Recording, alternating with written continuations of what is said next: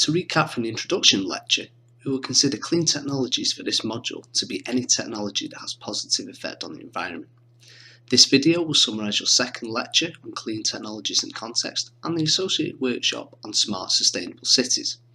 We explore examples of clean technologies in practice and discuss how these can be evaluated in terms of different sustainability criteria and in terms of different spatial and temporal scales.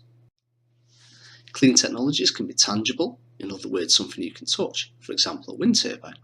They can also be intangible, something you cannot touch, like a system for using existing things. Clean technologies can encompass a mix of tangible and intangible things, such as the physical drones used within the abstract concept of smart agriculture. Moving to renewable hydropower could superficially be seen as an obviously useful clean technology in efforts to reduce carbon emissions from fossil fuel generation of electricity. Hydropower does, however, have greenhouse gas emissions associated with land use changes, disturbance of organic matter, construction, turbine operation and more. A growing body of work has documented the role of artificial reservoirs of hydropower dams as greenhouse gas sources, and in fact electricity produced from tropical reservoir-based dams could have higher greenhouse gas emissions than that produced from burning fossil fuels. Ecologically, we need to consider the relative value of biodiversity lost and created, and how management of flow could reduce flooding, ensure rivers don't dry out, and stabilise agricultural and drinking water supply. Social considerations include in particular people displaced by reservoirs if insufficient compensation is provided and alternative homes and livelihoods are not suitably put in place. Sustainability assessment depends on what climatic, environmental, social and economic criteria are used, what time and geographic scales we consider these over, and what weighting is given to different issues. In developing a critical evaluation of hydropower, you would need to consider these various aspects and justify how you use them from the policy and scientific evidence base.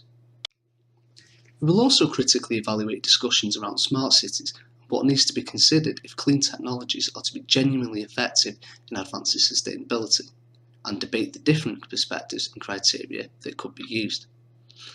A key reference for this discussion is a 2017 paper by Avenimi et al. What are the differences between sustainable and smart cities? Smart and sustainable city concepts developed with an emphasis on technologies to manage traffic and mobility, reduce overall energy use and carbon emissions, and improve waste and recycling. With 2/3 of the world population expected by the United Nations to be living in urban areas by 2050, systems and technologies for making cities more sustainable will play a substantial role in global targets. We can distinguish between sustainable city and smart city approaches in practice around the world, with sustainable focusing on environmental impacts and smart focusing on economic efficiency and social functionality with the use of information technology to manage transport, energy and waste systems. For city planning and management to be both smart and sustainable, we are looking for a framework that robustly aligns comprehensive environmental, economic and social sustainability criteria with technologies and systems that help these be met. In the workshop, an environmental professional from Stirling Council in central Scotland provides a structured group analysis and discussion addressing ongoing real-world work. Following an introduction to the context of the smart cities work in Stirling and to the technologies we're considering, you will split into groups to consider specific project examples. We will examine project examples within 4 areas: mobility, waste, intelligent street lighting and energy that are at the cutting edge of current smart cities development in the United Kingdom. You will be presented with 2 alternative scenarios for where and how these technologies could be deployed.